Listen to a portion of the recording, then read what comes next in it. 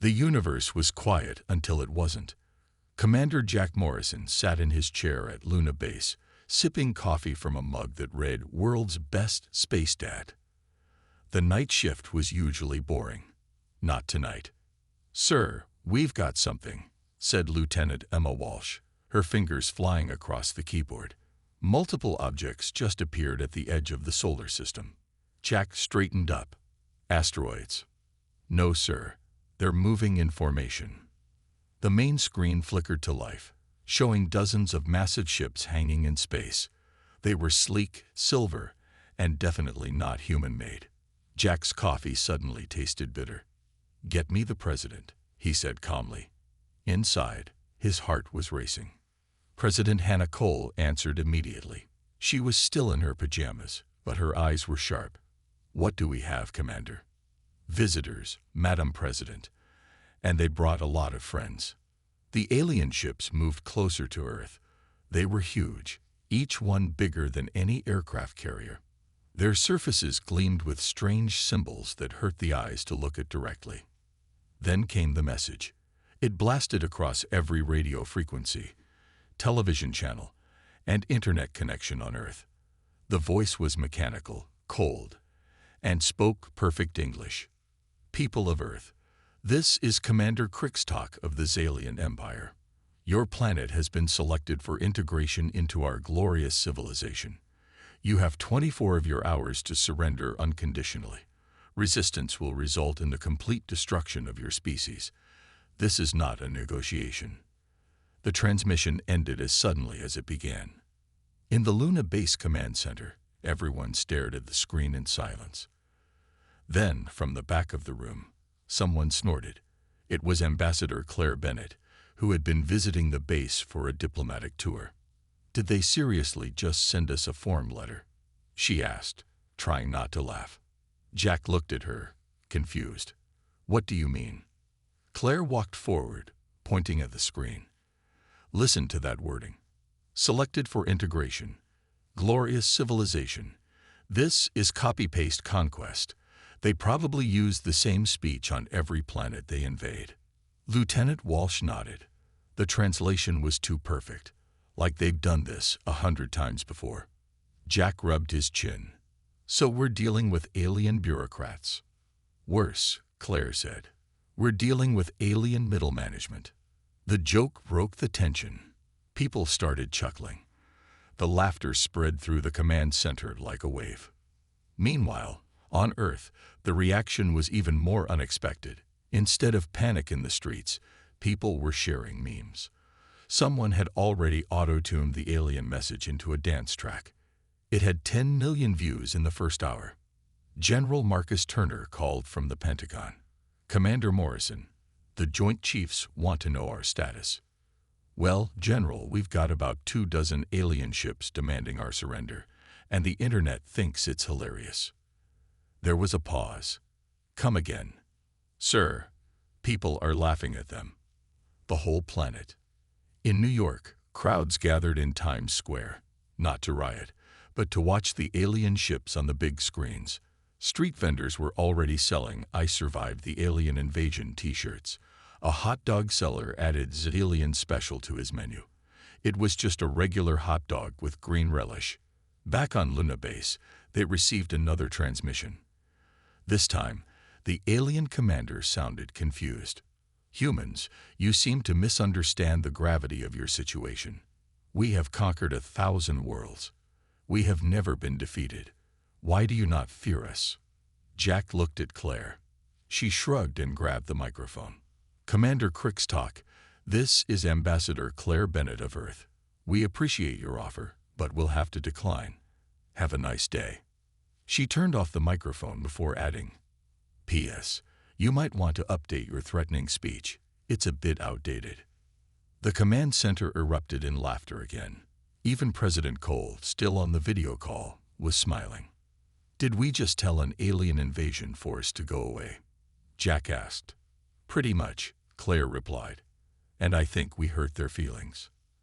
Outside, the alien ships hung motionless in space, their perfect formation now seeming less like a threat and more like a confused parking lot.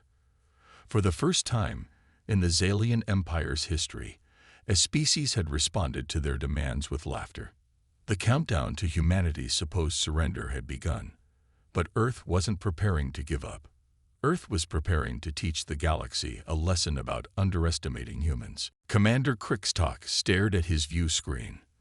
The blue planet below showed no signs of panic, no mass evacuations, no desperate pleas for mercy. Instead, his sensors picked up something his species had never encountered during an invasion: laughter. "Status report," he demanded, his forearms crossed in confusion. His science officer, Vexlar, looked up from her console. "Commander, the humans appear to be celebrating." "Celebrating what?" "Our arrival, sir."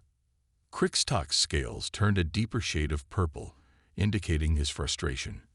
In his 300 years of conquest, he had seen fear, anger, and desperation. Never this. On Earth, General Marcus Turner was holding an emergency meeting, but it wasn't the panicked gathering the aliens expected.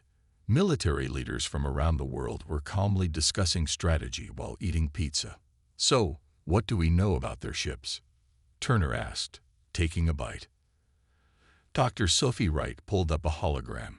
"Their technology is advanced, but not impossibly so. We estimate there may be 200 years ahead of us." "Only 200? Colonel Ryan Hughes laughed. "I was expecting more from our galactic overlords." Sophie continued, "Their ships use a form of plasma propulsion. Impressive, but we theorized about similar systems. Their weapons appear to be energy-based, probably particle beams." Turner nodded. "And their shields?" "Standard electromagnetic barriers. Nothing we haven't seen in our sci-fi movies." The room chuckled. Humanity had been imagining alien invasions for so long that the real thing felt almost disappointing. Meanwhile, the internet was having a field day. #AlienInvasionFail was trending worldwide. People were posting pictures of themselves waving at the sky. One viral video showed a grandmother offering cookies to the alien ships through her telescope. In Moscow, Tokyo, London, and Rio, the story was the same. Instead of hiding in bunkers, people were throwing end-of-the-world parties. Street artists were painting murals of the alien ships with googly eyes. Children were drawing pictures of Krixtalk with a sad face. Back in space, the Xalian commander was receiving reports from his confused officers. "Sir, should we begin the intimidation protocols?" Krixtalk hesitated. The protocol called for a show of force, usually destroying a major landmark. But something felt wrong. "Scan their military installations," he ordered. "Sir, they're having a barbecue at one of their bases." "A what?" "A social gathering involving cooked meat. They appear to be relaxed." The commander's scales shifted to a confused yellow. "Are they unaware of our weapons?" "Oh, they're aware, sir. They're just not impressed." On Earth, Lieutenant Emma Walsh was analyzing the alien communications. "You know what's funny?" she said to Jack Morrison. "Their encryption is pretty basic. It's like they've never had to deal with real hackers." Captain Diana Foster, head of cyber operations, cracked her knuckles. "Want me to send them a computer virus?" "Not yet," Turner replied via video link. "Let's see what they do next." President Hannah Cole addressed the world from the White House lawn. Behind her, people were having picnics while watching the alien ships through telescopes. "My fellow humans," she began, barely suppressing a smile. "As you know, we have visitors. They've demanded our surrender. We've decided to decline their generous offer." The crowd cheered. "We don't seek conflict, but we won't bow to threats. If they want to talk, we'll talk. If they want to fight." She paused, grinning. "Well, they clearly haven't done their homework about humans." In orbit, Krixtalk watched the broadcast with growing unease. The human leader wasn't fearful or defiant. She seemed amused. "Sir," Vexler reported, "the humans are mobilizing their forces. Finally, they understand the threat." "Not exactly, sir. They're doing it very casually." Some of their soldiers are taking selfies with our ships in the background. The commander's scales flickered through several colors as his emotions cycled between confusion, anger, and something uncomfortably close to fear. Perhaps we should demonstrate our power, he decided. But even as he gave the order, something nagged at him. These humans weren't acting like any species they'd encountered. They weren't running or fighting. They were laughing. And somehow, that was far more terrifying than any weapon. Lieutenant Emma Walsh sat at her console, scrolling through intercepted alien communications. The more she read, the harder it was to keep a straight face. "Sir, you need to see this," she called to Jack Morrison. Jack walked over, coffee in hand. "What have you got?" "Their invasion manual, sir. Well, it's hilarious." The screen showed translated pages of the Zalian conquest procedures. Step 1. Arrive with overwhelming force. Step 2. Demand surrender. Step 3. Accept surrender. There was no step 4. They don't have a plan for what happens if someone says no. Jack asked, amazed. Apparently not. Look at this footnote. In 10,000 years of conquest, no species has refused surrender. Jack laughed so hard he spilled his coffee.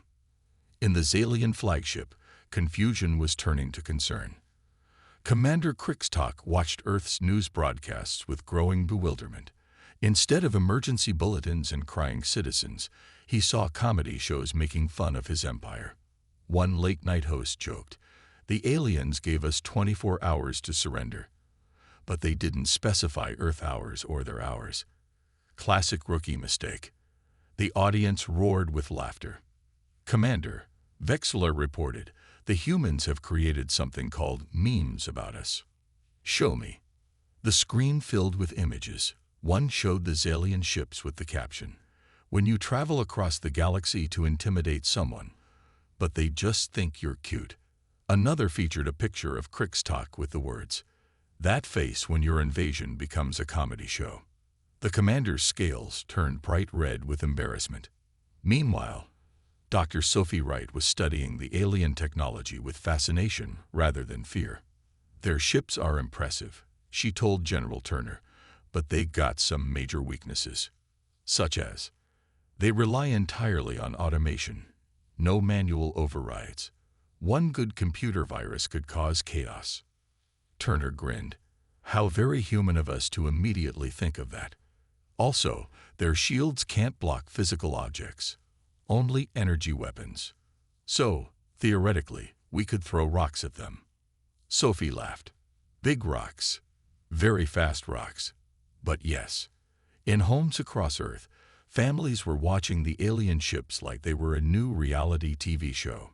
Children played aliens and humans in their backyards, but nobody wanted to be the aliens because they were too boring. At the United Nations, diplomats from every country were unusually united. The Russian ambassador shook hands with the American one. The Chinese delegate shared tea with the Japanese representative.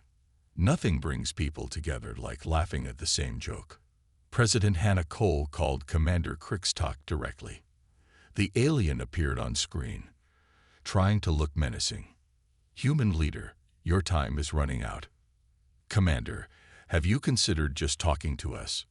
You know, like civilized beings." "The Zalian Empire does not negotiate with primitive species." "Primitive?" Cole chuckled. "We split the atom, walked on our moon, and invented reality TV. We're many things, but primitive isn't one of them. Your defiance will be your doom." "Our defiance?" "Commander, we're not defying you. We're just declining your offer. There's a difference." Krikstok's translator struggled with the concept. In his culture, there was no difference between refusal and defiance. Back at Luna Base, Claire Bennett was preparing humanity's official response. She read it aloud to the team. "Dear Zalian Empire, thank you for your interest in Earth. After careful consideration, we must decline your offer of conquest. We're quite happy managing our own planet. If you'd like to establish peaceful relations, we're open to discussion. If not, well, we've been preparing for this moment since we invented science fiction." P.S. Your ships are very shiny. Well done. Jack Morrison shook his head. We're really going to send that. Why not? Claire smiled. It's polite, clear, and slightly condescending. Perfect diplomacy. As Earth's 24-hour deadline approached, something unprecedented happened. Other alien species, watching from afar, began taking notice. For the first time in galactic history, someone was saying no to the Xalian Empire. And they were doing it with a smile. The desert sun blazed over Nevada as Colonel Ryan Hughes watched the sky. The alien ships had chosen his base for their warning strike. He wasn't worried. He was excited. Everyone ready? He asked his team. Ready, sir, replied Major Ellen Price, checking her tablet. All systems are green. The warning came exactly on schedule. A single Xalian ship broke formation and fired a bright green beam at the base. It was meant to be terrifying. Instead, it fizzled out harmlessly against a shimmering barrier. Their faces must be priceless right now, Hughes chuckled. The humans had activated their electromagnetic shield, a technology they'd developed after watching too many sci-fi movies. It worked perfectly. On the alien ship, Commander Krickstock stared at his screen in disbelief. Report. Our weapon was absorbed, Commander, his weapons officer stammered. They have defensive technology we didn't detect. Impossible. They're primitive. Apparently not, sir. Colonel Hughes picked up his radio. All right, people. Our turn. Launch Operation Movie Night. 3 modified jets took off, each carrying a special payload. As they approached the alien ship, they released clouds of metallic chaff. Tiny strips of metal that confused the alien sensors. Sir, we've lost targeting. The Xalian officer reported in panic. Switch to manual. We don't have manual controls, sir. The human jets performed a perfect loop around the alien ship, close enough to make the aliens nervous, but never actually attacking. It was a message. We could hurt you, but we're choosing not to. From the ground, Captain Diana Foster initiated Phase 2, sending the welcome package now. A focused electromagnetic pulse hit the alien ship. Nothing damaging, just enough to make their lights flicker and their computers hiccup. Commander. They're playing music through our communication system. The Xalian bridge filled with Rick Astley's Never Gonna Give You Up. The aliens had just been rickrolled. Back on Earth, the internet exploded with joy. #RickrollThealiens was trending within minutes. Someone leaked video from a security camera showing the alien ship's lights blinking in time with the music. General Turner watched the footage and shook his head. We just pranked an alien invasion force. Sir, Dr. Sophie Wright added, their ships are retreating to higher orbit. Are they regrouping? No, sir. I think they're embarrassed.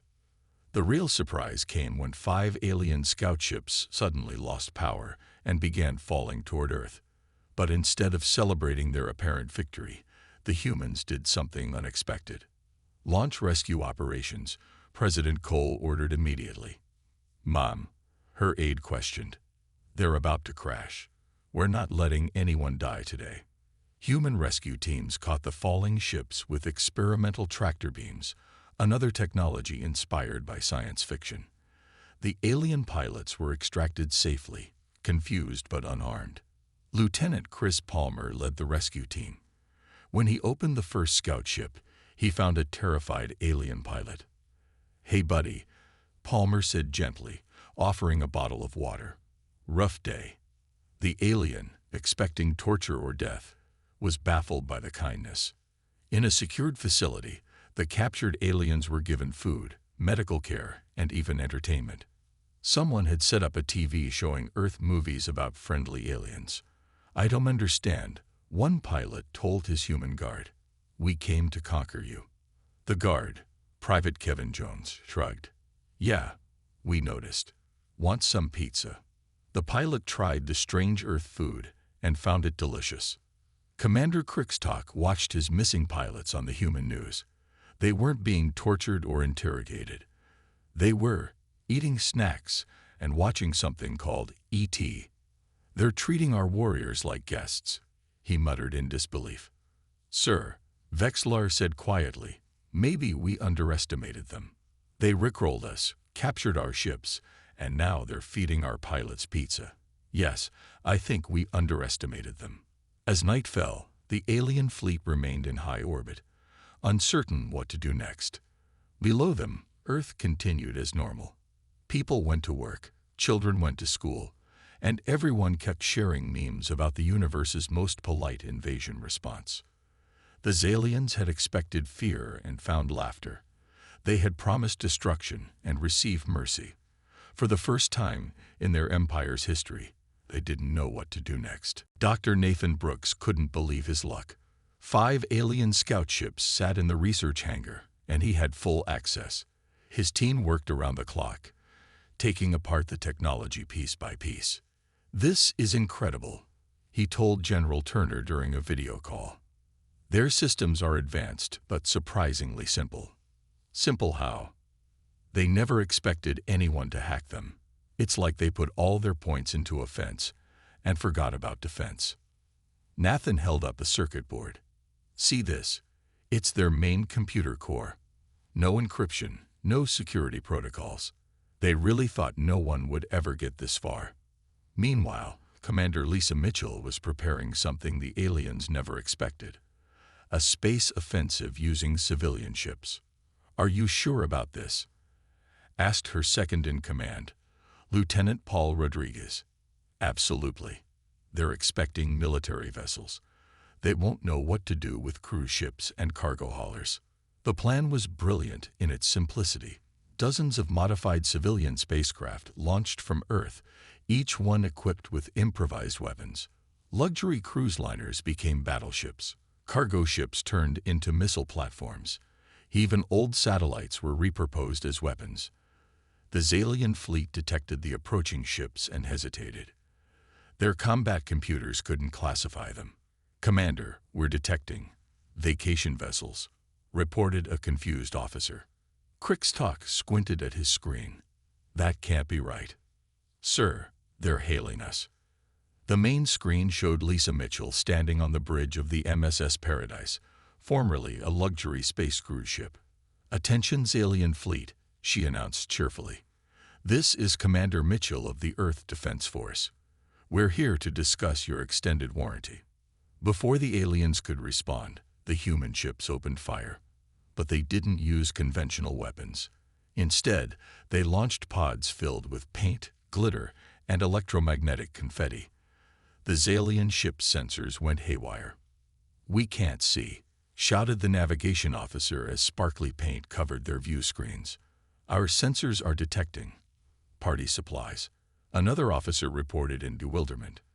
Back on Earth, Nathan Brooks activated his masterpiece, a computer virus specifically designed for Xalian systems. He'd named it Independence Day, after the old movie. The virus spread through the alien fleet like wildfire. Instead of destroying systems, it did something far more humiliating. It changed all their displays to show cat videos. "Commander," Vexlar cried out, "something called Keyboard Cat has taken over our tactical systems." Krikstok watched in horror as his mighty warship screens filled with videos of Earth felines playing pianos, falling off furniture, and chasing laser pointers. The human fleet pressed their advantage. They didn't aim to destroy. They aimed to annoy. Ships played loud music at frequencies that irritated Xalian hearing. They projected giant emoji on the hulls of alien vessels. One creative pilot managed to stick a student driver sign on his alien battleship. In his underground bunker, President Cole watched the battle with amazement. "We're winning a space battle with memes and disco music." "It appears so, Madam President," replied her military advisor. "The aliens have no protocol for dealing with whatever this is." The turning point came when Lieutenant Amy Chang, piloting a modified pizza delivery drone, managed to attach a GPS tracker to the Xalian flagship. The tiny device broadcasted the ship's location along with a message: "Hot singles in your area want to meet you." Commander Krikstok had seen enough. "Prepare to retreat. But sir, we haven't even used our main weapons. Against what? Cruise ships throwing glitter. Our reputation is already ruined. As the alien fleet began to pull back, humanity launched one final surprise. Every satellite, every radio telescope, every communication device on Earth synchronized to broadcast a single message into space. Dear Galaxy, the Xalian Empire just got defeated by memes, cat videos, and a pizza delivery drone. You're welcome. Love, Earth. The message spread across subspace channels to every corner of the galaxy. Within hours, the mighty Xalian Empire became the laughingstock of known space. On the bridge of his flagship, surrounded by screens still playing cat videos, Commander Krixtalk made a decision that would change galactic history. Set course for home, he ordered quietly, and delete all records of this incident. Sir, the humans already broadcasted everything. Krixtalk sighed. Then we're going to need a very good explanation for the High Council. Ambassador George Sullivan stood in the United Nations building, facing representatives from every nation. Behind him, a large screen showed the Xalian fleet in retreat, still covered in glitter and paint. We have a choice, he said calmly. We can destroy them, or we can teach them. The room buzzed with conversation. Some wanted revenge. Others saw opportunity. I vote we teach, said the Japanese ambassador. Imagine having the Xalian Empire as allies instead of enemies. While diplomats debated, Admiral Catherine Young coordinated the military response. Her fleet of repurposed civilian ships maintained formation, ready for anything. Admiral, they're requesting communication, reported her communications officer. Put them through. Commander Krixtalk appeared on screen, his scales now a dull gray of defeat. Humans, we wish to negotiate. Catherine smiled. Now you want to talk. We underestimated you. This was a mistake. Yes, it was. But everyone makes mistakes. The question is, what will you do about it? As negotiations began, Professor Alice Thompson prepared something special. She created educational videos about human history, showing them to the captured Xalian pilots. This is World War II, she explained, showing footage of the conflict. We almost destroyed ourselves. The alien pilot, Zexful, watched in amazement. You fought each other with such weapons. Yes. And then we learned. We created the United Nations. We went to space. We made science fiction to imagine better futures. Science fiction. Alice smiled and showed him Star Trek. The alien was fascinated by the idea of different species working together. Meanwhile, Lieutenant Chris Palmer led an unusual mission. His team boarded the Xalian flagship, not to fight, but to help repair the damage from the paint and glitter attack. Why are you helping us? Asked a confused Xalian engineer. Palmer shrugged. Because that's what humans do. We fight hard, but we forgive faster. The engineer, Kixlar, had never encountered this concept. In Xalian culture, defeat meant destruction. As Palmer's team worked, they shared food and stories. The aliens tried pizza and chocolate for the first time. They watched human movies and listened to music. Slowly, understanding grew. Admiral Young and Commander Krixtalk met face-to-face on a neutral space station. The meeting was broadcast across the galaxy. Your empire has conquered many worlds, Catherine said, but you've never encountered a species like us. No, Krixtalk admitted. You are unique. We don't want to destroy you. We want to show you a better way. The commander's scales shifted to a thoughtful blue. What do you propose? A partnership. Your technology, our creativity. Together, we could explore the galaxy, not conquer it. The proposal shocked everyone. The Xalian Empire had never considered cooperation. They only knew conquest. Back on Earth, the captured pilots were being released. They chose to stay. We want to learn more, Zexful told Professor Thompson. Your world is confusing but fascinating. Major Daniel Kim led a special operation that would seal the new friendship. His team infiltrated the main Xalian database and replaced their invasion protocols with something new. First Contact Friendship Guidelines.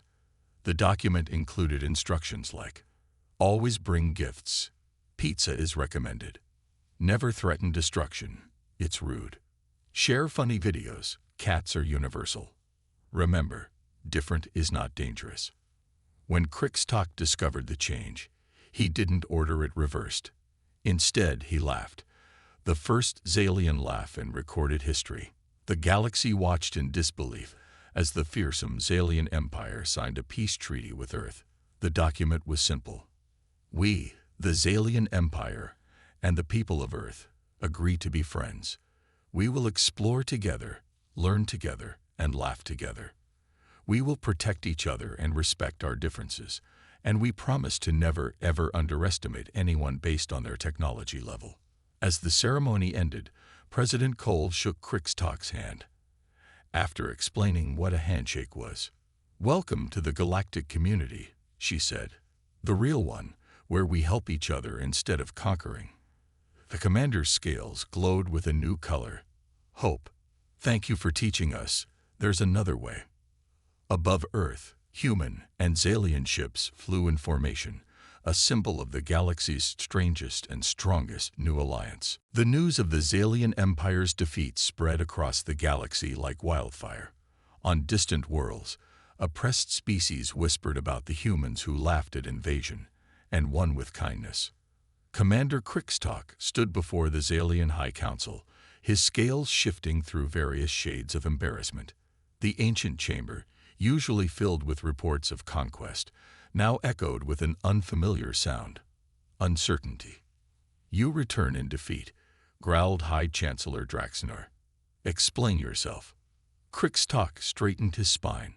"High Chancellor, we encountered something our empire has never faced before." "Superior weapons?" "No, superior thinking." The council chamber erupted in confused murmurs. Krixtok continued, showing footage of the battle. Cat videos played on warship screens. Cruise ships fired glitter bombs. Humans rescued falling enemy pilots. "They could have destroyed us," Krixtok said quietly.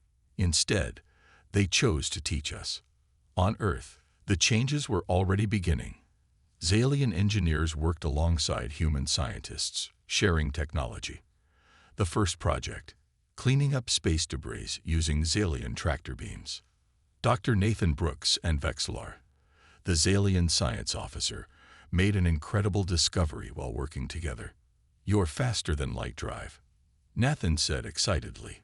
"Combined with our quantum computers, could revolutionize space travel," Vexlar finished, her scales glowing with scientific curiosity. The collaboration produced results neither species could have achieved alone. Within weeks, they developed a new engine that was faster, safer, and more efficient than anything before. Meanwhile, cultural exchange programs flourished. Xalian pilots learned to play video games. Human children taught alien visitors how to ride bicycles. The internet exploded with cooking shows featuring galactic fusion cuisine. Major Daniel Kim led a special unit of combined human-Xalian forces. Their mission: visit worlds conquered by the Xalian Empire and offer them freedom. "This is unprecedented," said Kixlar, now Kim's second-in-command. "We're undoing centuries of conquest." "Better late than never," Kim replied. The first world they visited was Killara 7, a planet of peaceful artists enslaved for generations. When Kim's ship arrived, the Killarans prepared for more oppression. Instead, they got pizza. "We're here to apologize," Kim announced to the shocked population, "and to offer you membership in the Galactic Alliance of Free Worlds." The Killarans couldn't believe it. They tested the humans and Xalians repeatedly, waiting for the trick. There was none. Back in the Xalian Council chamber, Krixtok presented his final argument. "High Chancellor, I've brought proof of a better way." The doors opened. Ambassador George Sullivan entered, followed by representatives from a dozen formerly conquered worlds. Each one spoke of forgiveness, cooperation, and hope. "The humans taught us something important," said the Kelleran representative. "Strength isn't in conquest, it's in lifting others up." High Chancellor Draxnor remained silent for a long moment. Then, to everyone's surprise, his scales shifted to the color of acceptance. "For 10,000 years, we believed there was only one path to greatness," he said slowly. "Perhaps it's time we learned another." The Council voted unanimously to transform the Xalian Empire into the Xalian Alliance, dedicated to exploration and cooperation. On Earth, President Cole hosted the first Galactic Unity Festival. Species from across the galaxy gathered to celebrate. Xalian ships performed aerial displays alongside human jets. Alien musicians jammed with Earth orchestras. Professor Alice Thompson gave the keynote speech. "We didn't defeat the Xalian Empire with weapons," she said. "We defeated the idea that conquest is the only way to greatness." The crowd, human, Xalian, and dozens of other species, cheered as one. In the depths of space, a small ceremony took place. Commander Crixtalk and Admiral Catherine Young stood together on a new space station built with combined human-Xalian technology. "You know," Crixtalk said, "when we first arrived, we thought humans were primitive." Catherine laughed. "And now?" "Now I think you're the most advanced species in the galaxy, not because of your technology, but because of your hearts." They watched as ships from across the galaxy docked at the station, each one carrying diplomats, scientists, and dreamers ready to build a better future together. The Xalian retreat had become the greatest advance in galactic history. 1 year after the day the Xalians demanded Earth's surrender, the galaxy had changed forever. Ambassador Claire Bennett stood in the Grand Hall of the Galactic Council, a building that hadn't existed 12 months ago. Ambassador Bennett, called the Council Speaker, a crystalline being from the Andromeda sector. "Earth has requested permanent membership in the Galactic Council. Please present your case." Claire smiled and stepped forward. Behind her, representatives from 50 different species watched with interest. Many wore translation devices designed by human Xalian teams. "Honored members," Claire began, "a year ago, Earth was unknown to most of you. Today, we stand here not as conquerors or conquered, but as friends." She pressed a button, and holographic displays showed the transformation. Former Xalian warships now served as rescue vessels. Military bases had become research centers. The feared empire had become the galaxy's most enthusiastic peacekeepers. On Earth, children played with Xalian friends in parks designed for multiple species. Former Commander Crixtalk, now Ambassador Crixtalk, taught a class about conflict resolution at the United Nations University. "The secret to human victory," he explained to his mixed-species students, "was that they never saw it as war. They saw it as a misunderstanding that needed correcting." His teaching assistant, Lieutenant Emma Walsh, added, "And memes. Don't forget the power of memes." The class laughed, a sound that included human chuckles, Xalian scale rattles, and various other species' expressions of joy. In space, the first Galactic Cultural Exchange Station orbited Earth's moon. Captain Diana Foster commanded the station, which housed artists, scientists, and diplomats from across the galaxy. "Section 7 is hosting movie night," announced the station eye. "Tonight's feature, Independence Day." The Xalian delegation requested it. Foster shook her head, smiling. The Xalians had developed a peculiar fondness for human science fiction, especially invasion movies. They found them hilarious. Back at the Galactic Council, Claire continued her presentation. In the past year, human-Xalian cooperation has solved 3 major galactic crises, established trade routes to isolated systems, and created the first universal translator.